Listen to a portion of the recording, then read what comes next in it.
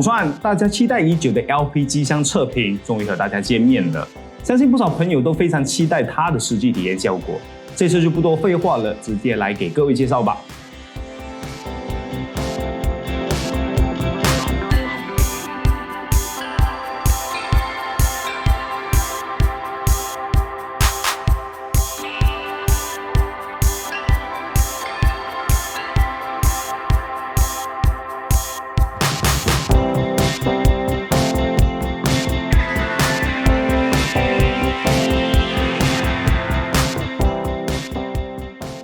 LP 机箱来自于 B 站爆照老哥自己设计的一款 MATS 机箱没错，它并不是一款 ITS 机箱，而是一台迷你型的 MATS 机箱。之所以为什么会强调 MATS 机箱这部分会在之后和各位做解释。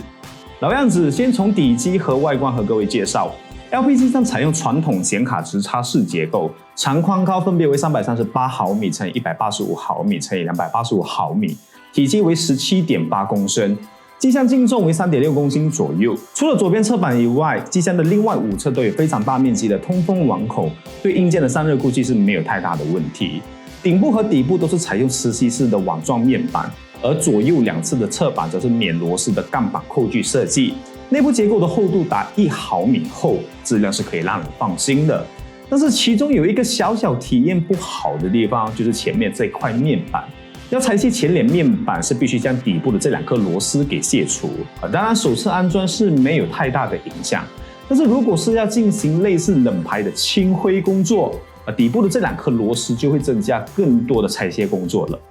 前置 I/O 是放在机箱右侧底下，有一个开机键、一个 USB 3.0 接口以及一个音频接口，但我个人觉得前置 I/O 设计在这有点尴尬，这部分我会在进行装机演示的时候和各位细说。LP 机箱其中一个独特之处就是这个模组化扣具，用来安装风扇、冷排以及硬盘，并且安装在机箱的顶部或底部的位置，还能实现横向和纵向移动。这个设计确实非常棒。而另一个独特之处则是背部的这块模组化面板。当面板安装上去的时候，是能够在这里安装一把12厘米的风扇，而在拆下这块模组化面板后，可以将电源安装在这，直接省略了电源延长线的需要。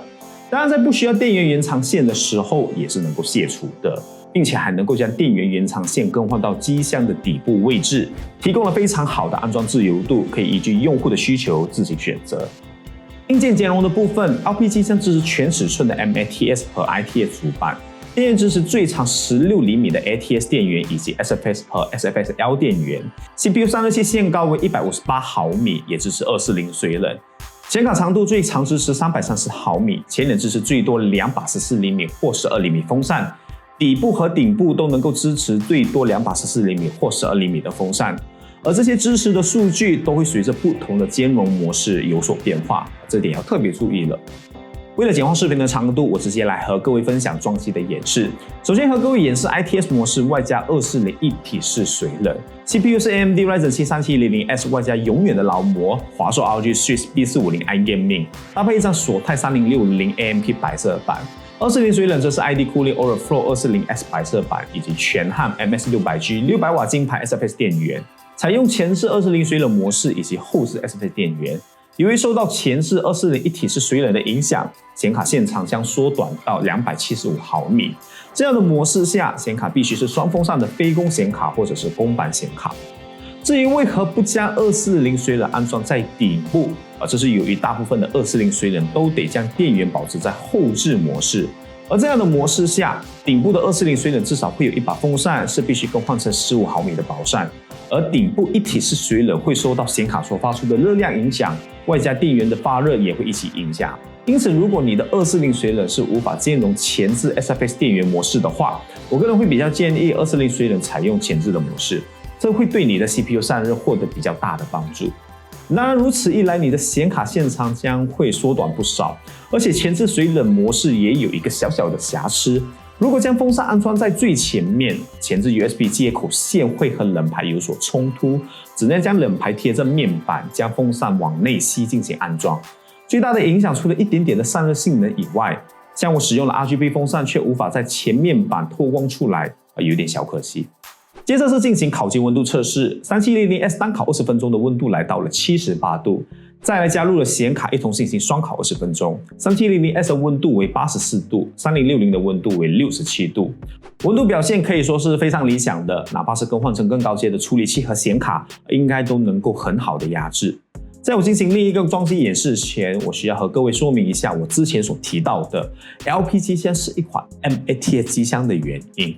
LP 机箱的结构看似非常接近我之前测的先马去噪，又或者是酷冷的 NR200 系列，会让人以为 LP 机箱和它们也是类似的结构，但其实有着非常大的不同。首先，不管是去噪或是 NR200， 都是以兼容 ITS 主板以及 SFS 电源为优先。即使它们支持 MATS 主板和 ATS 电源，但同时也会阉割了部分完整的兼容性。这也不难明白，毕竟它们本身就是主打 ITS 机箱又兼容 MATS 模式的设计。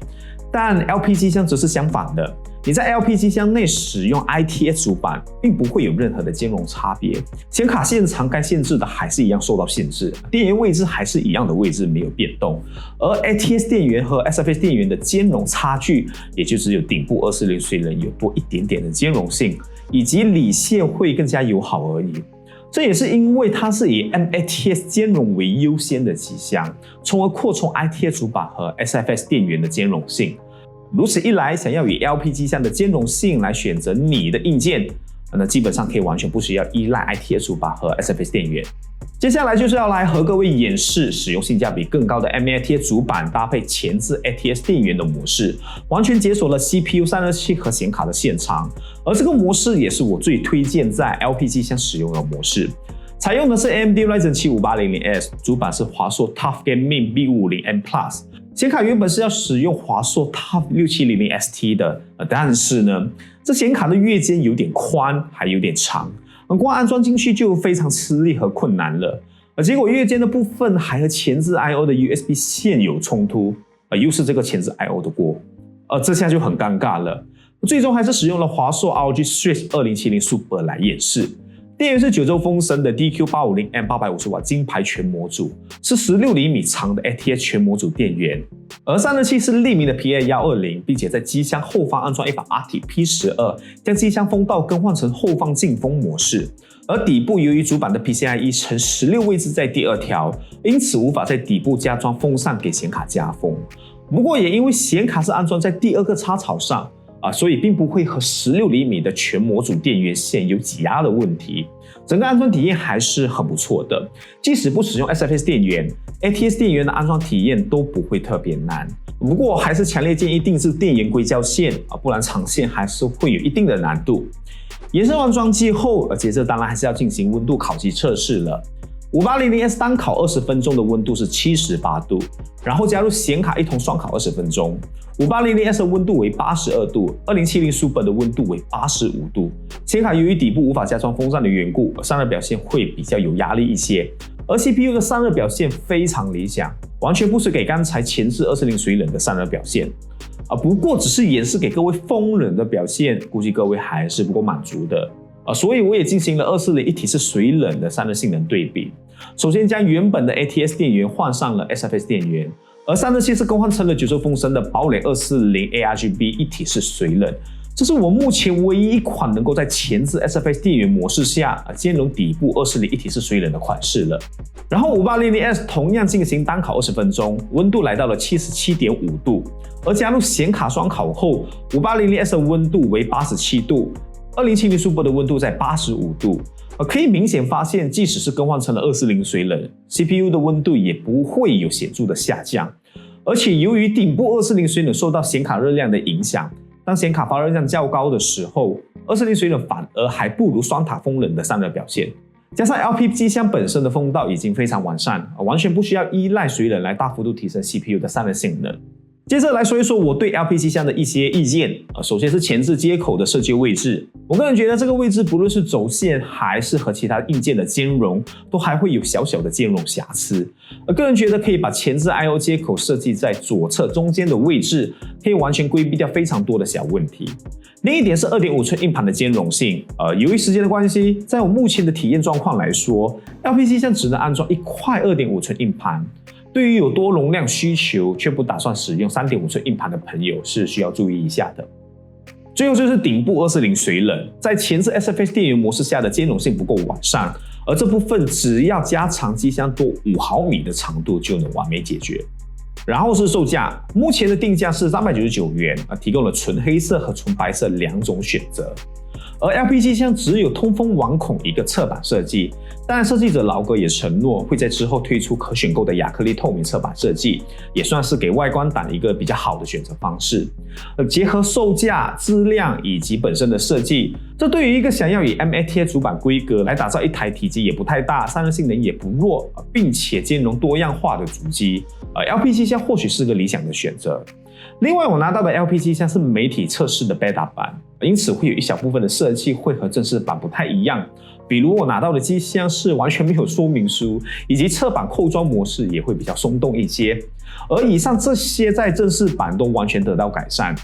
另外，今天视频里我所提到的所有瑕疵和意见，都和设计者暴躁老哥反映过了，之后他也会尽力去改善一些小问题，让更多选择 LP 机箱的用户可以有更友好的体验。那么以上就是本期影片的全部内容了。如果觉得这期影片对你有所帮助，别忘了点赞、评论和分享支持一下。另外，新观众也别忘了订阅我的 YouTube 频道，也欢迎加入频道的付费会员计划，每个月都会有付费会员的专属直播教学。又或者可以到 Buy Me a Coffee 或通过 Touch and Go Wallet 打赏支持我。觉得这次影片意犹未尽的朋友，还能够到我的 Discord 群组来一同交流。除了有更多第一时间的数码科技内容分享，有装机需求建议的也能够到那里寻求帮助。那么今天的影片就到此为止了，我是来自马来西亚的 Kenny， 感谢各位的收看，我们下期影片见。